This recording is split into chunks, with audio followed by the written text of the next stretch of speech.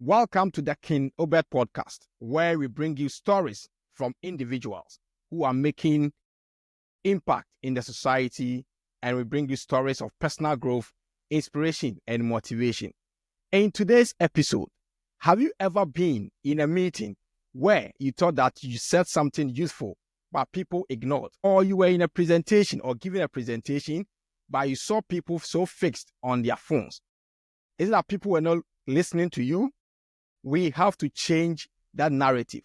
And with me is a guest, a seasoned guest who has dealt so much extensively in the issue of leadership, communication, and influence. With me is Dr. Laura Sicola, who is a test speaker and has been training a lot of people to master communication and also leadership. Welcome to the King Obed Podcast, Dr. Laura Sicola. Thank you so much for inviting me, Obed. I'm really looking forward to the conversation. Great. So for how long have you been, maximizing this or going into this area of leadership, communication, and influence? I've been doing this work independently as an executive coach and as a trainer in business for about 17 years now. And prior to that, I have always been in the field of education, training as a public school teacher originally many years ago, and as a university professor. So the idea about training people, educating people to be more effective communicators in general has been a part of life for a very long time now. Wow. So do you think, per your experience and the number of years you've been doing this, do you think we are all made or created to be good communicators? Absolutely. Everyone has the ability to communicate more effectively. It's just a matter of whether or not we're willing to do a little bit of the work to identify what is creating that gap between what we think we said and what someone else thinks that they heard. And if we're willing to take our emotion out of it and take our ego out of it and step back a little bit and go, okay, what's missing here? Yeah. Why is my message so clear to me, but not to someone else? What can I do to change my effectiveness in that? And that's, if we're willing to take that kind of step, then we have the possibility to achieve agreement, have influence, positive impact anywhere. Wow. I've heard people make this argument that there are people who are naturally born to be good orators or speakers, regardless whether they are being trained or not. Do you agree to that? I think like any skill, there are people who have a little bit more, there's the nature and nurture balance, like everything in life, with sports, with music, with cooking, with engineering. There are people who are naturally inclined toward it, and there are people who are who don't find it as intuitive or as comfortable. But whether you are born with a lot of strong natural potential or less natural potential in it, you still have to work at developing those skills. So if you only take what you were born with and assume it's good enough, you're absolutely not mastering your potential and achieving as much success and influence as you could have. Those who were born with less natural comfort in public speaking and those kinds of things, you have two choices. You can use that as an excuse and say, oh, well, I'm just not good at it. And then you completely give up your ability to have influence. Or you say, you know what, it's not my comfort zone, but I want to be better at it. And then you can make incredible progress. Just because someone maybe is an introvert or doesn't like public speaking, that is not an excuse for being poor as a communicator. Wow. So you think that regardless whether you are born a natural communicator or not, it's a skill that we can all learn to be good communicators and have influence? Yes, 100%. Okay. And you think that for everyone who communicates has an influence? Yes. There are three levels of impact that we're always going to have in every moment of communication. And those three levels are emotional, cognitive, and behavioral. And what I mean by that is that when we talk, you're going to change the way people feel. You're going to change what people think or understand or know or believe. And hopefully you're going to change what they do. You're going to somehow influence the actions that they take, the response that they make. Now, the worst impact that you can have is none, because you've not really thought about how to approach them and how to deliver your message in a way that they can receive them and accept what you're saying or understand or appreciate your point. And of course, if you deliver it really poorly, whatever your message is, you may convince them to do the exact opposite of what you want and have the exact opposite feeling or understanding of what you're aiming for. So we do have to be careful. But if we are strategic and careful and thoughtful in deciding what we want to say and how we want to deliver it, we can shift that communication journey to make sure we all end up in the same destination at the end. That's the goal. Okay. So regardless, it means that for every communicator or every communication goes through these processes: emotional, cognitive, and then behavior. Our communication or what we say affects how people feel. Yes. And then also how people also think, and then how people also behave afterwards. Yes. Okay. And so you think about it, even in our conversation here, you have to ask questions that you think are relevant to your audience. There's a million things I could talk about, but you want to pick the topics that your audience will find most valuable, most inspiring.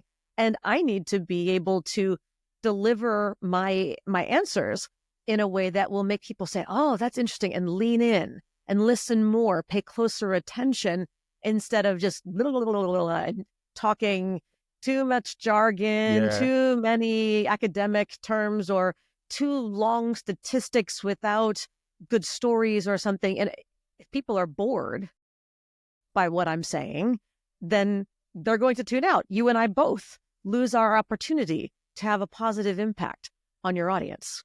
So yes, we all have to make that choice. Okay. So that is why people sometimes, when they are given the opportunity to speak, people make the argument. They say, I don't know what to speak, and I don't even know how to speak. So as you said, which is more important? Is it what you say or how you say it in the line of communication? I love the question, because it's such a concern or a confusion point for everyone, the idea of what you say or how you say it. But the challenge is that, or actually the secret, is that it's not about either or. It's about how they match. They have to match. Okay, what you say and how you say it have to match. Yes. So let me demonstrate. If it doesn't match, it might look like this. Hi, Obed. Glad to be here. Thanks for inviting me. Looking forward to our conversation. That's not matching. My words say, I'm very happy to be here. They say thank you, but I look like I'm falling asleep in the middle of my own interview. That's not matching. So when it doesn't match, then people will look at me and listen, and they say, wait a minute. She's claiming that she's happy to be here, but I don't know. I feel doubt about that. She doesn't seem sincere in the way that she is speaking. So I don't think I trust her. I don't think I believe her. And thus I don't want to listen to your podcast, because you are bringing on people I don't trust. So you lose credibility too, right? So that's an example of where what you say and how you say it does not match. So I have to change the way that I share it. Now, of course, I could be very nice and tell you, I think you're a terrible person, but I can have the conversation with you. Well, that's not helpful either. Yeah. Right? Yeah. If I tell you you're a terrible person, you're going to listen and go, well, she said it nicely, but I don't think I like it. So again, the words and the delivery are confusing because they don't match. So I want to make sure that I'm clear with you that I am truly happy to be here, and that you see it in my face, you hear it in my voice, and it makes you trust me intuitively, not just logically. Does that make sense? Yeah, it makes sense. So it's they are not in isolation, right? What you say and then how you choose to say it are not in isolation.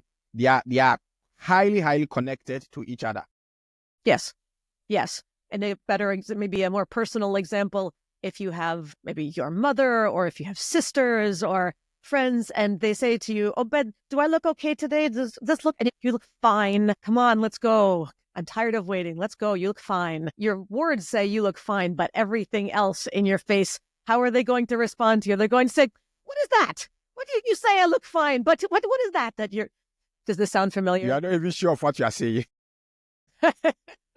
Interesting, Yes. interesting, Yes. interesting. So we should be mindful of what we say, how we say it, and then our body language, our tone, and the voice we are using in connection.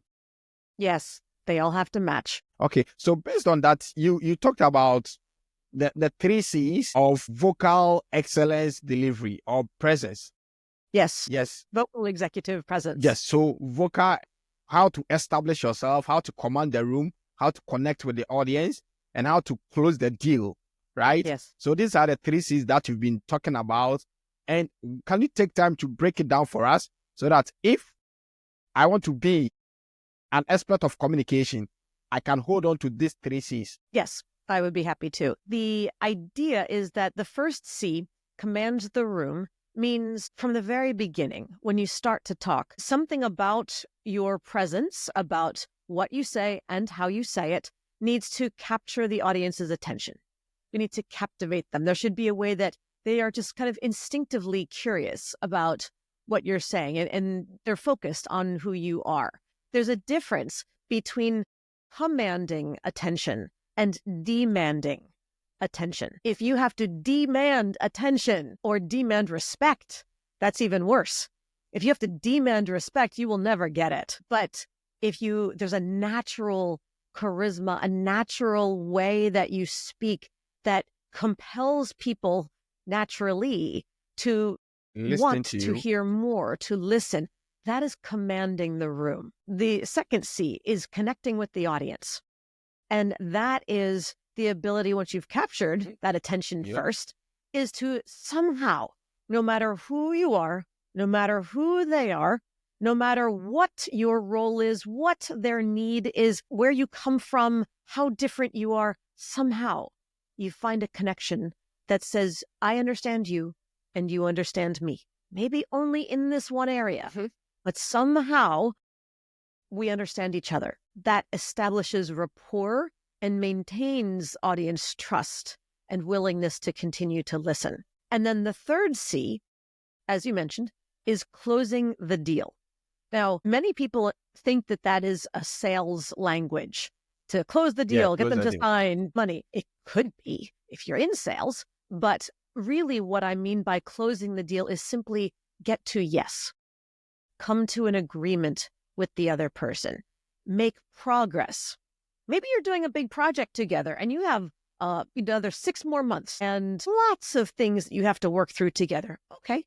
But for today, for right now, what is the step that you need to take together? How can you take just the next little step forward? Keep little step by little step moving the needle. That's closing the deal, working towards progress together. Wow. So we should be able to command the room, not demand the room. Yes. And once we've been able to command the room, we should be able to establish rapport and build authenticity with the audience. Yes. Interesting. And then finally, we close the deal. Yes, which means getting to yes, coming to an agreement together.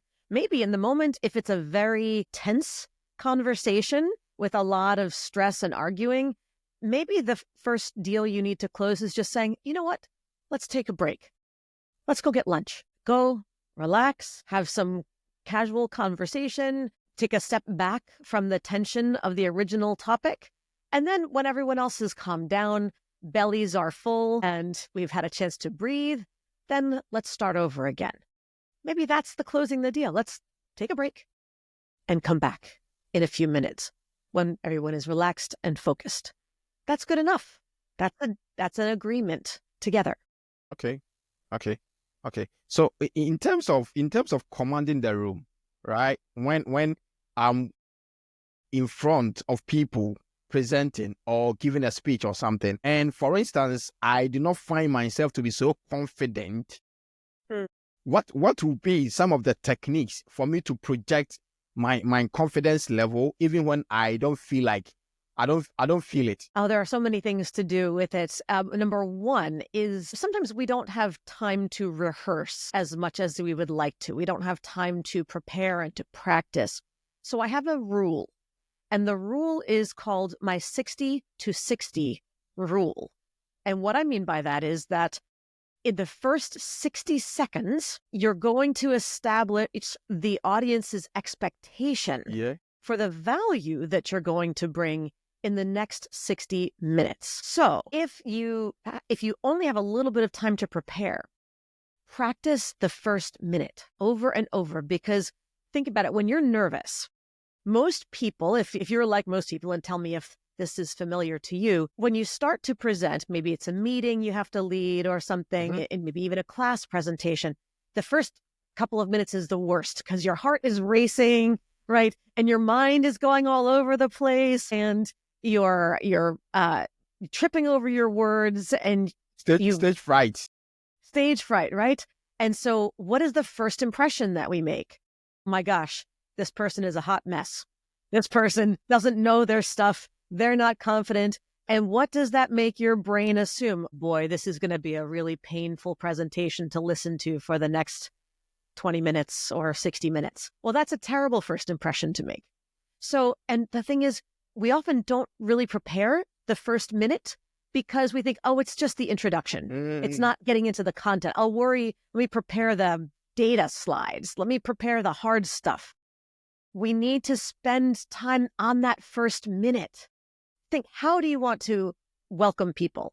How do you want to introduce the topic? How do you want to establish your goals and what you want to give to them in this time, your big objectives?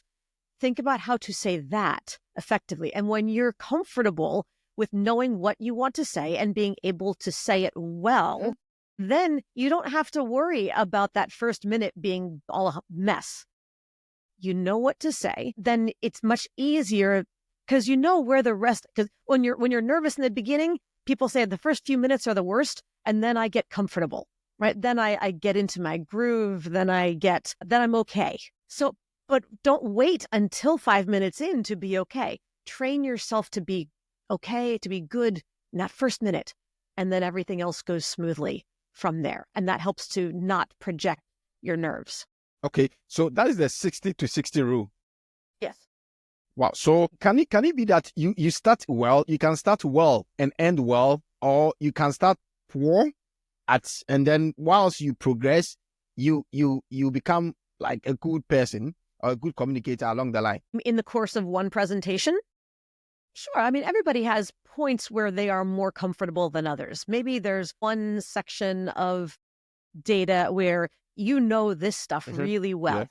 Maybe it's the financials. You're giving a business pitch to someone, or you're doing an interview, and they ask you one question and you know how to answer that question. You're really good with that question. So you're confident and strong and happy, and you're smiling as you talk about it. And then they ask another question that's a hard question. And you go, oh boy, So yes, it's very possible for someone to shift in the middle from point to point, from good communicator to totally messy and back. So we want to try to keep that as consistent as possible. Okay. So in effect, we should be able to prepare well for the introduction. We should not take the introduction for granted and think that it's not a core part of the presentation. Yes. The analogy that I like to use, imagine that you are driving your car and you're trying to go onto the on-ramp for a highway. The first minute of your presentation is the on-ramp. And then the other 59 minutes, or the rest of your conversation or your presentation, is the highway itself. Well, if the on-ramp to the highway has lots of potholes in it, what is that journey going to be like for the passengers in your car? Very bumpy and uncomfortable and jarring and unpleasant, and makes them hold on and fasten their seatbelts for something. Instead, you want to make sure that the on-ramp is smooth. So right from the beginning, the journey is easy and they are relaxed and looking forward to the journey with you. Okay. Okay. That's great. That's great. So in commanding the room, you need to build confidence. And in building your confidence, you need to have prepared very well, especially zeroing down on the introduction. It's definitely an important place to be confident, yes. And that will help you feel confident for the rest. If you feel like as you're presenting, the first minute or two goes by and you're realizing, hey, that worked really well. I'm surprised. I'm proud of myself for that one. That's pretty good.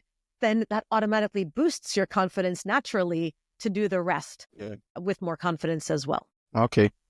So you mentioned that you should pay particular attention to, for instance, our vocal presence, right? And so how does that play a role, especially with regards to our tone, the pace that we go, and sometimes the volume? Does it play a role in commanding the attention of the people in the room? Yes, absolutely. Because the voice is part of the delivery. We talked about what you say and how you say it. Your voice is part of how you say it. So if everything from your volume, if you're too soft, who cares how good your message is if they can't hear you? That's a waste. Yeah, that's a waste. Right. Of course, if you're too loud, that's not good either, because you don't want people going, okay, stop yelling at me. I got it. That's very unpleasant. Makes people not want to listen. Speed is another element. If you talk too fast, what you say goes right over people's heads. So they didn't process your message. I know we have a relatively international audience listening today, and many people you're in the UK now, you're originally from Ghana, I'm in the United States. And so even though we all speak English, we may be more comfortable with different versions of English, different dialects, different accents, different pronunciation. So I'm speaking a little bit more slowly than I normally would, because I want to make sure that everyone is able to catch what I'm saying. I'm originally from right outside of New York City, from where I was born and raised. I'm in Philadelphia now, which is another city relatively close by.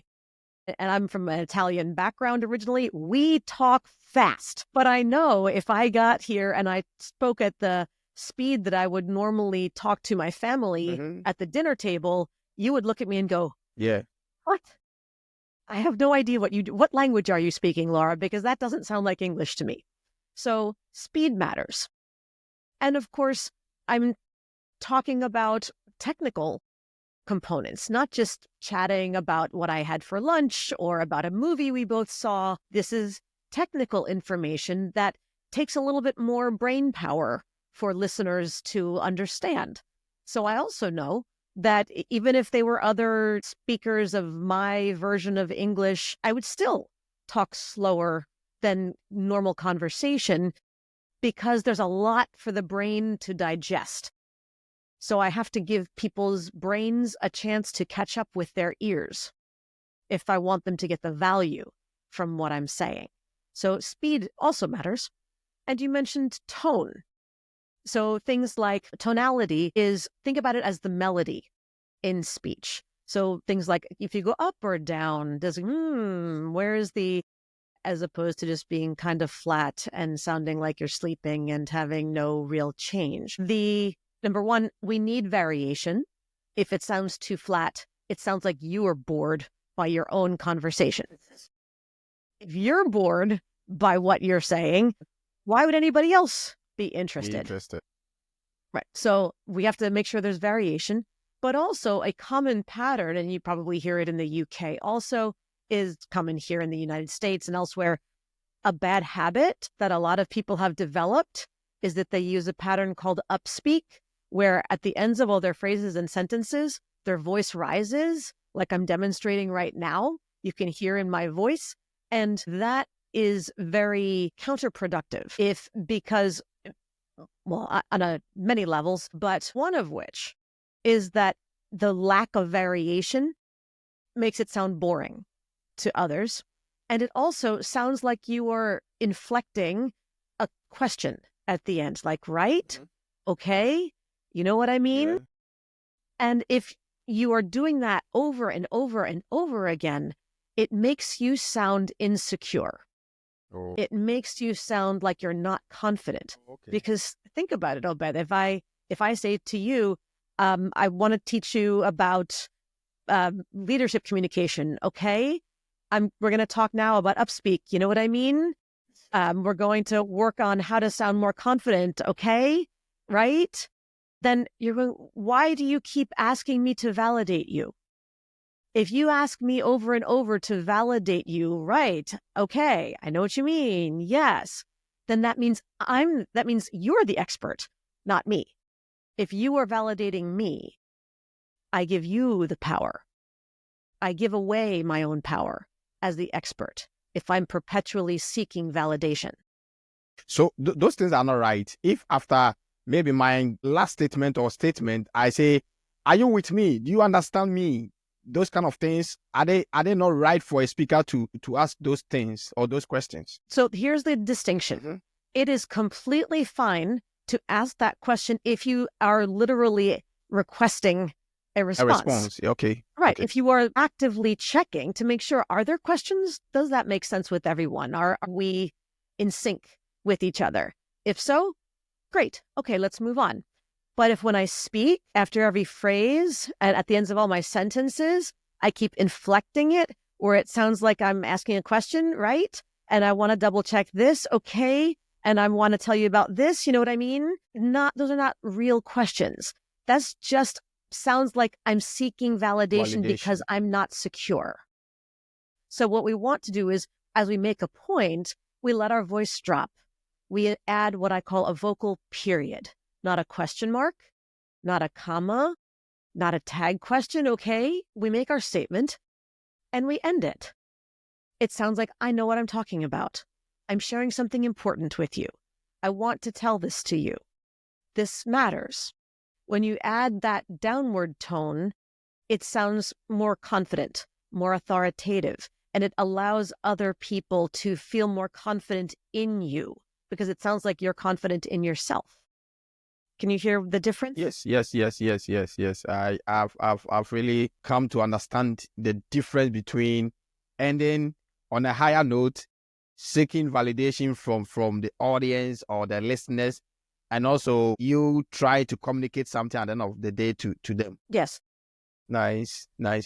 So in your communication journey, trying to help people to communicate well and to have influence, what do you think are some of the common mistakes that speakers, communicators, and people that you've met on stages or on platforms, what do you think are some of the common communication mistakes we do or they do? Well, so one of the things that we just listed as far as using that upspeak at the end of phrases and sentences, that's a big one. Or the too fast or too soft, etc. But there are also things in the content that people share that make a mistake or that undermine their ability to be truly influential and persuasive. For example, there's what I call the experts. And what I mean by that is if you are speaking and you are an expert in finance, in engineering, in agriculture, whatever your field is, after a while, we forget what isn't obvious to everyone else. We forget what everyone else doesn't already know, what's not intuitive to them, what's not interesting to them. So we tend to go off on too many details and way too much content, way too much data. Maybe we use way too much technical language or jargon. And when we do that, what we say goes over people's heads and frankly ends up boring them because maybe they don't need to know all the data. And sometimes we give the extra data, the extra details, not just because we love it and we assume that they will love it and want to know all of it too. They don't. The problem, in addition to that, is that sometimes that's a way that if we are feeling nervous, if we are feeling pressure and we want to sound smart and prove to the other person how smart we are, how much work we've done, how much research we've conducted, we give them all the extra data to try to prove it to them. Now we know. But really, yeah.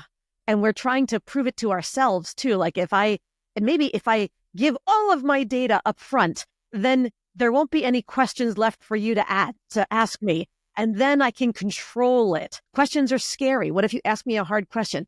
I'll just drown you in data, and then you can't ask me any questions left. So these are things that we do that undermine our ability to connect with the audience because we've bored them instead of intrigued them, and we've talked over their heads. And really, it's just my ego that is leading the conversation and my fear that's leading the conversation, not my desire to connect. Interesting. You are really opening our eyes to some of the communication styles. And people, like you said, when we are asked to present, we want to make sure that to tell the audience or the listeners that, yes, this is our area and we know. And so we try to pack all the information on them. But it turns out that it might be so boring to them that they might not even be interested in the so many researches that you've spent time doing. Yes. The irony is that, and here's an important secret, and I hope people write this down for themselves, maybe write it in a marker on your bathroom mirror or something so you see it on a regular basis. But the best way to make other people think you're smart is to make your point in a way that is so clear and so simple that they think to themselves, got it, where they feel smart because you've made your point so simple for them to understand. So they will understand you because you've simplified your point, and it will make them feel okay or confident that they also know. Yeah. If you make them feel smart, they will think you are smart. Interesting. Very counterintuitive. Yeah. But if you try to prove how smart you are by using lots of big words and tons of data, they just go, okay, she's making me feel stupid and I'm bored. Wow. Yeah. Wow. And that just sounds like, okay, she's trying to impress me with lots of big words and lots of data points, but it's not useful for me. Okay. Based on this one, you see, when we find ourselves in a room presenting, whether it's a one-on-one conversation or in the midst of people speaking or something, what should be, or what are some of the effective ways that we can use to create more or less like a genuine connection between the speaker and then the audience? It will always, of course, depend on what the topic is, who the audience is, what your objective is, why are you there, why are they there? But storytelling is actually one of the most powerful tools that you can use, because stories, as opposed to data, stories have an emotional component to them. And stories are something that you can experience. Even if you are just listening to someone else tell a story, or watching a story, watching a movie, watching a television show, it's a story. And you can get yourself emotionally invested. You can get lost in a good way. You get engrossed listening to the story being told. Whereas data is just data point. You can logically understand it, but it's processed in a different part of the brain. So when you have a chance to share stories that are relatable, giving examples that are relatable to the audience, that's where someone goes, right, I got it. That's why, for example, at the very beginning, it wasn't exactly a strong story, but it was the examples that were used when we were talking about being aligned, having the matching between what you say and how you say it. I gave examples like maybe you have your mother or your sister or someone where they say, does this look okay? How do I look? And you said, you look fine. Let's go. Stop asking me. Like, my guess is that at least half of your audience started smiling and nodding and going, oh yes, that's my mother. Or, oh yes, there's something kind of funny and relatable and universal about it. Or maybe it's your father or whoever it is who's always saying, I'm almost ready. I need 5 more minutes. You said that an hour ago. Let's go. I'm tired of waiting for you. Yeah. Come on. So we all have someone like that in our families, someone who's impatient and someone who takes forever. So if we can think about it and laugh at it together, we go, okay, we have a connection. There's just that little momentary piece where there's that emotional appreciation for the other person and understanding. So what does it take for myself?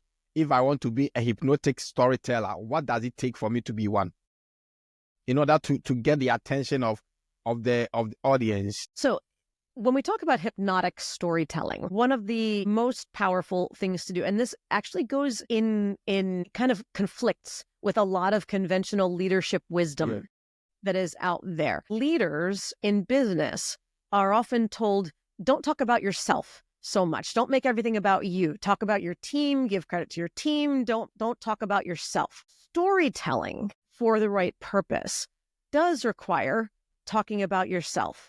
Not in a way that, well, it can be about yourself or someone else, but the idea is that when you are sharing a personal experience, not let me tell you why I'm great.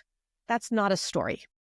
That's just ego. But if I'm giving an example of how maybe something that we are talking about in anything that I'm teaching, if I use an example of talking to my husband, or I use an example of working with a client or trying to negotiate a deal for a new car at the dealership.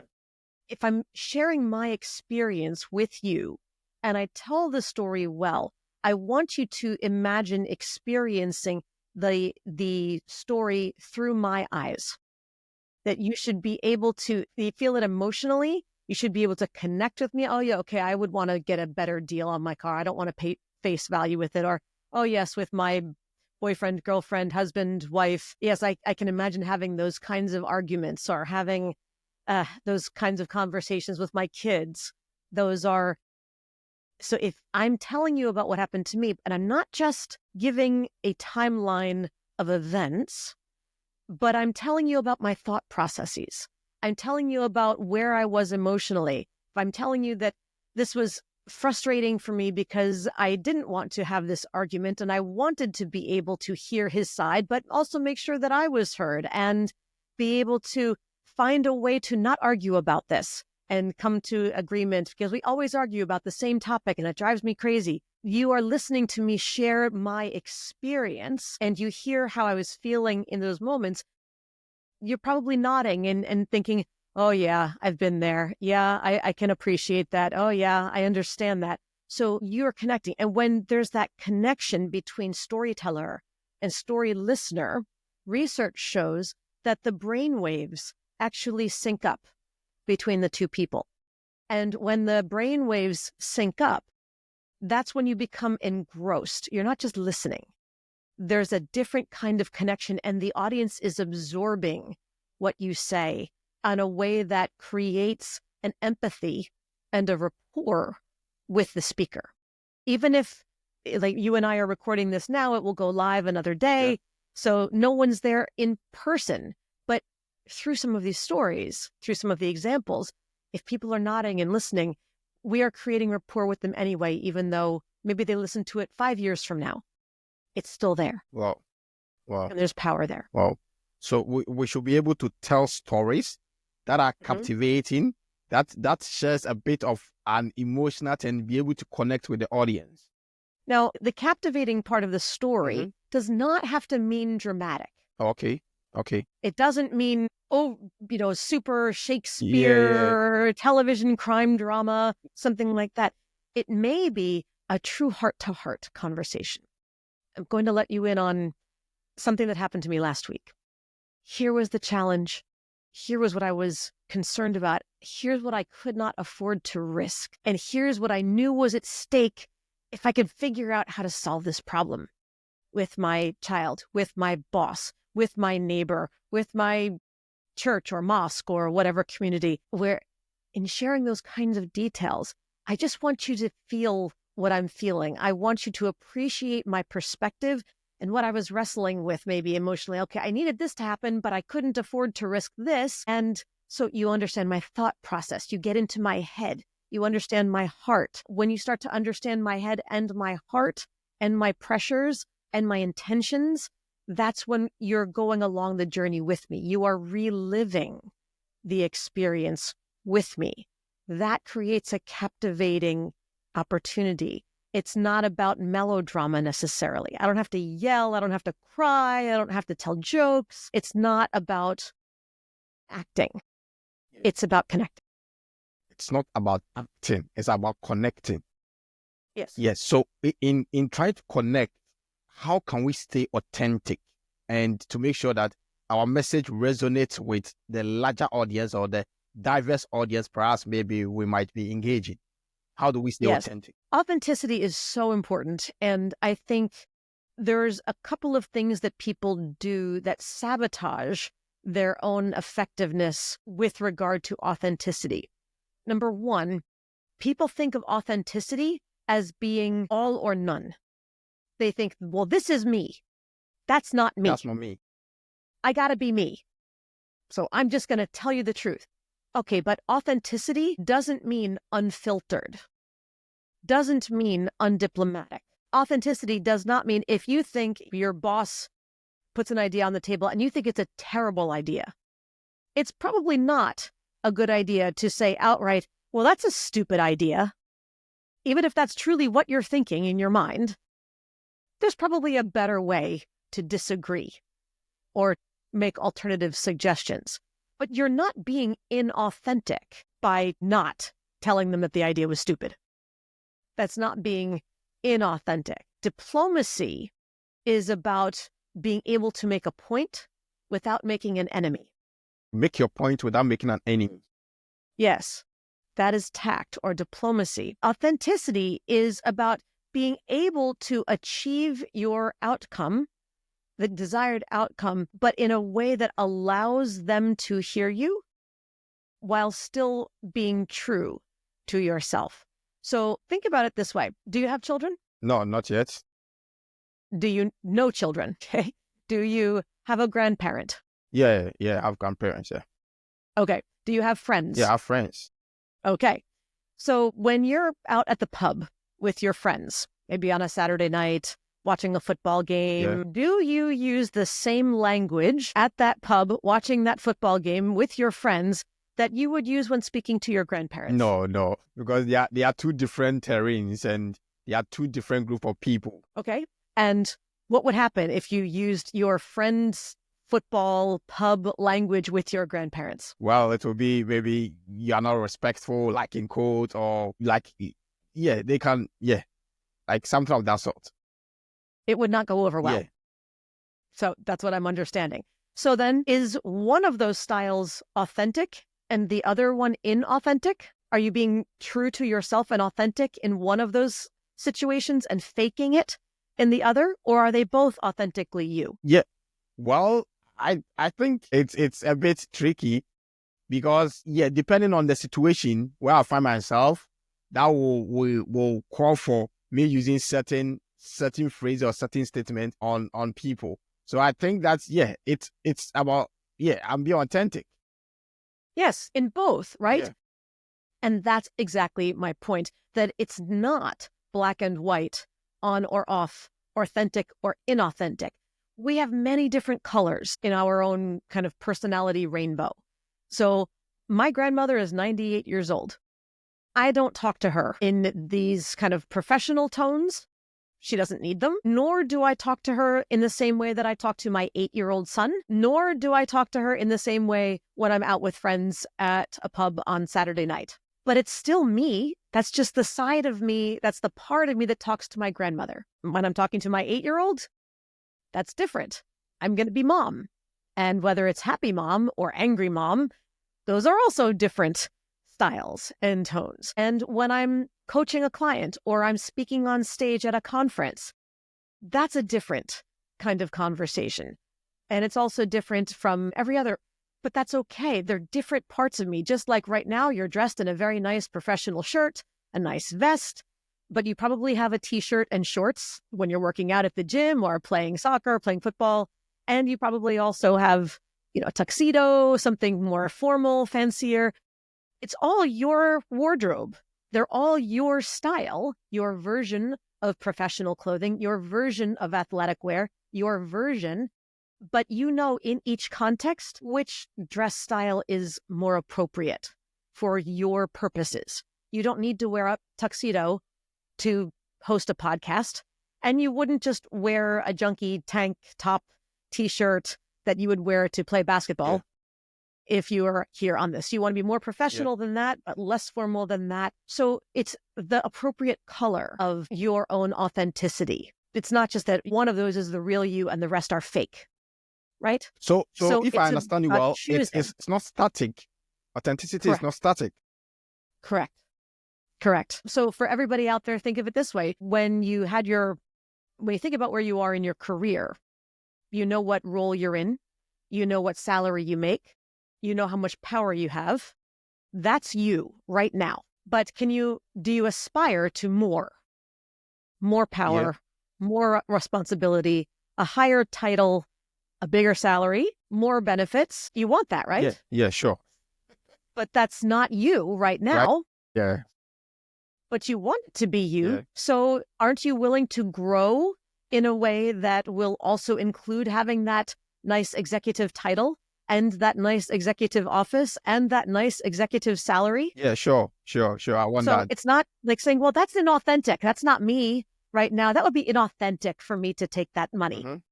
That's kind of silly. Of course, I'm willing to grow. Let my identity, let my authenticity expand to take that salary too. Authenticity and identity requires growth and expansion to connect with more and more people. Wow. That's what we want to learn. So we need to be authentic to build a certain kind of identity to be able to connect with people. Mm-hmm. Yes. I mean, you've moved 4 years ago from Ghana to the UK, correct? Yeah. So was there anything where when you first arrived, you thought, these people are crazy? Why do they do this here? Back in Ghana, we did it like this, and it was so much easier and so much more logical. Yeah. These Brits are crazy. And now, after 4 years, you're kind of like, no, okay, I'm okay with this now. I got used to it. I kind of like This it. is the life. So can you give me an example? What's one thing where when you first arrived, you thought, these people are crazy. Why do they do this? Yeah, I think basically their driving style. Their driving style, because back in Ghana, how we drive on the side how we drive, and then here it varies. So when you come fresh from Africa or any other country, it might be so confusing to the point that a whole lot of things, especially on the roads, there are different kinds of road signs that perhaps you've not even seen back in your country. So when you come, you need to adapt to all those kind of things. Sure. And now you're used to it. Yeah. I'm more used to it now. I'm so comfortable with it. Initially, I was so struggling, but I'm okay. Sure. So you had to grow and learn to understand the purpose behind all of those signs and how to interpret them. It wasn't inauthentic for you to drive in the UK. It was uncomfortable, but that's not the same as inauthentic. And you have different languages. Originally, English was not as, or the British English at least, was not as comfortable for you as your home version back in Ghana, but it wasn't inauthentic to speak the British way. It's just that you had to learn to adapt. So being outside of your comfort zone does not mean inauthentic. That's part of the growth. You have to be willing to be uncomfortable to learn something new, even a new sport or a new instrument or a new language. It's going to be uncomfortable at first. You're not going to be good at it at first. Yeah. It doesn't mean you're inauthentic. It means you're starting to learn. Wow. So it means that we should embrace the authenticity wherever we find ourselves, and we should not think that, okay, once I've moved from point A to point B, I need to take the same personality from point A to point B, which situations at different points might change, and you must adapt to those situations.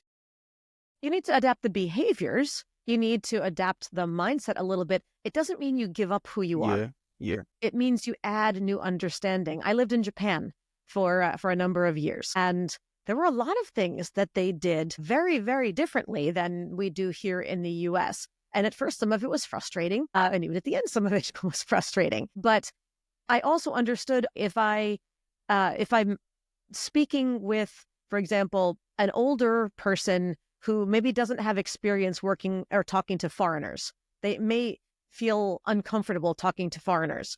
And so I realized that if I speak to them in Japanese, but with a higher voice and a little bit softer and a little bit slower, that the high voice is something that they receive as being gentle and as being safer. I didn't like it. I don't have a high voice. Speaking in very high tones feels weird to me, but I understood I need to make them comfortable with me. That's more important. So, okay, I shift my voice. to make them more comfortable. That's not being inauthentic.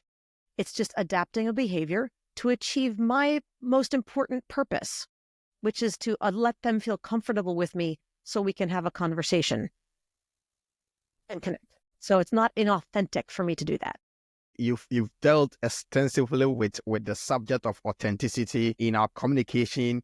You really zero it down to our daily lives as well. Yes, and I think that is well understood from that various angles from which you cited those examples. Now, the last C of the vocal executive presence.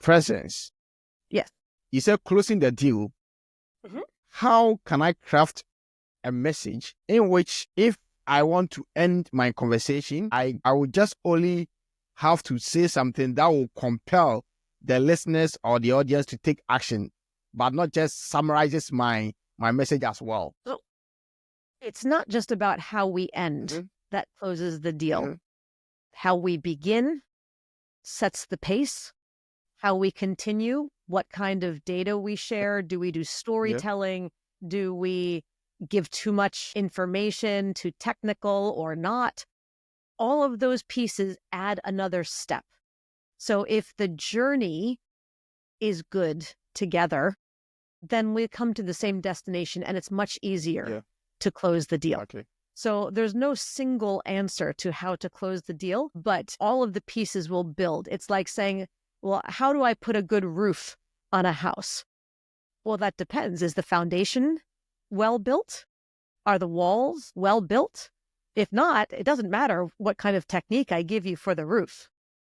We have to start with the foundation and build up from there.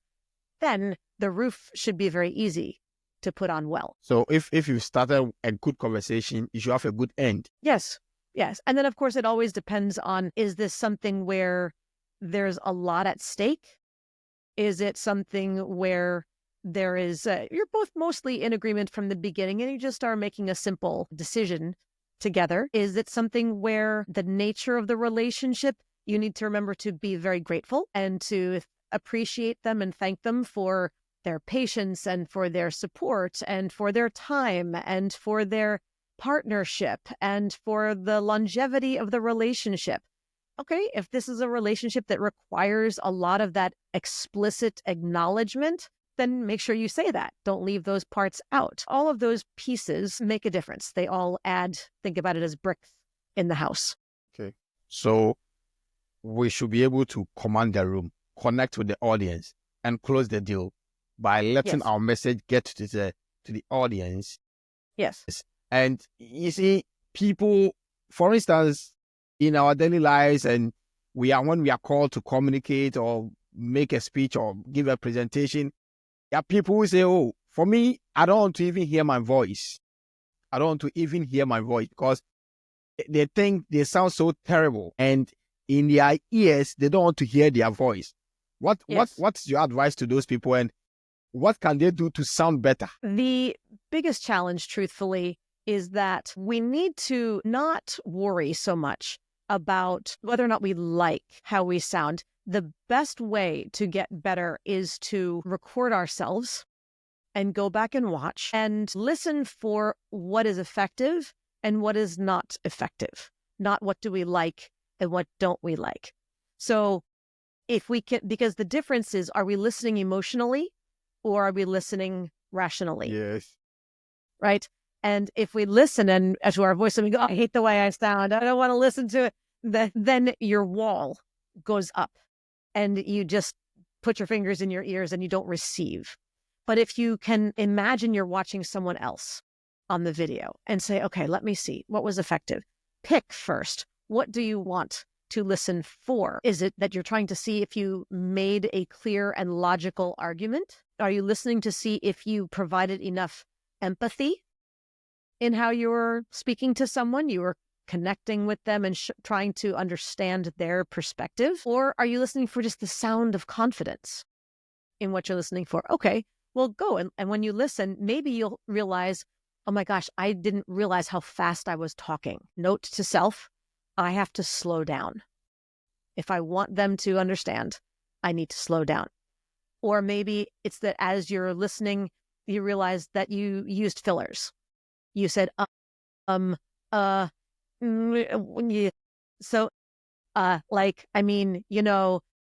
if you used a bunch of those and you sat there and went, that's a lot of fillers. Okay, remove the emotion and just make a note to yourself. Stop saying or whatever other filler that you were using. That's an objective detail that you can identify and set as a goal or as a target for improvement.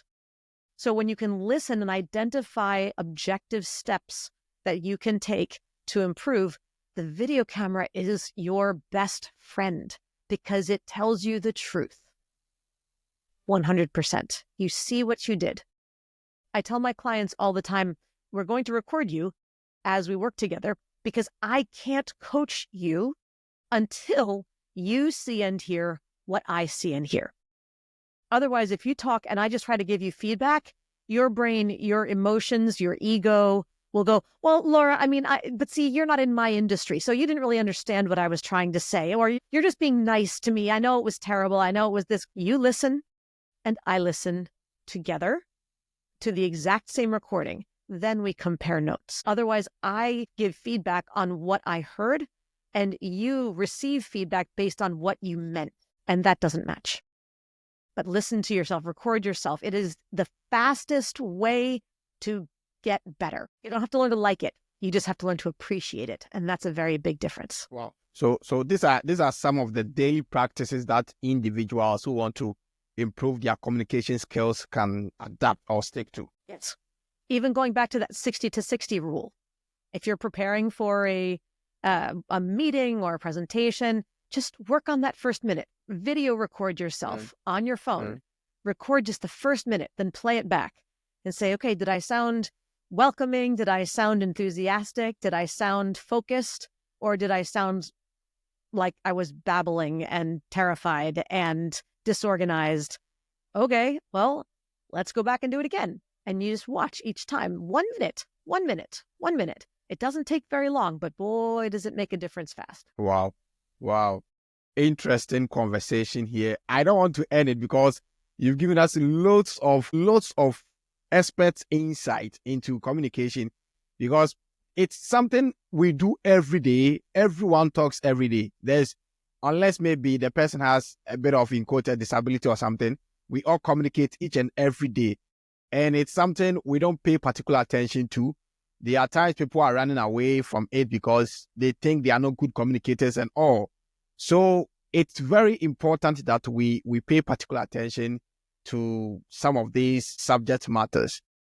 What are your final words to us, and anything you want to share that it didn't come up in the course of the conversation? I think the most important point to remember is that most people cannot hear and understand someone until they feel heard and understood. So if you can allow the other person to talk first and allow the other person to share some of their thoughts, and you can reflect back to them what you understand is most important to them, and they say, yes, that's right, then they feel that satisfied sense of being understood. Okay, yes, you understand what matters to me now. Now I can listen to you, because the energy and the emotion and the stress has been removed. Once they have satisfied that need, their ears, their minds, and their hearts are much more open to whatever you need. So instead of saying, well, listen to me first, let me talk first, and then you can talk, they're going to go, but, let them talk first. Feedback. When they feel like you have heard and understood them, then they will be open and able to hear and understand you. So speaking to influence, mastering your leadership voice. Yes. Yes. That is the book. Yes, that's the book. And Thank you've shared communication bits, how to make influence in our line of communication, in our leadership areas and stuff. So where can we get this book? Where can we connect with you if audience, listeners want to connect to become communication experts in their areas? I would welcome people to connect with me on LinkedIn. You can also check out my website, which is simply laurasicola.com. The book is available on Amazon in paperback, in Kindle, if you like ebooks, and also in Audible version if you like to listen. So any of those formats are very easy to access. Okay. Yes, I know when they've gone through, or listeners or audience have gone through this episode, they will want to hop onto your works because you have loads of communication tips to give to us. Thank you very much for coming on the King Obed podcast, for sharing your insights in communication and building influence as an individual. We know we've tackled how to communicate, what to say, what not to say, why to say them, the link between what to say and how to say it, and then the 3 C's: connecting with the audience, commanding the room, and closing the deal, and how to sound better, confidence and all. So this has been the King Obed podcast, and this episode has been centered on leadership communication and influence. I know you've enjoyed, or you will enjoy this episode whenever you get hold of it. Yes, subscribe to the King Obed podcast on YouTube. We are on Facebook. We are on Instagram. We are on LinkedIn, wherever we find ourselves, and on all podcast platforms, Spotify, Apple, you can locate us. Until we meet again, yes, let's be on the lookout to build ourselves to be the person or the people that we want to be, and also to be influential in our spheres of life. Until we meet again, see you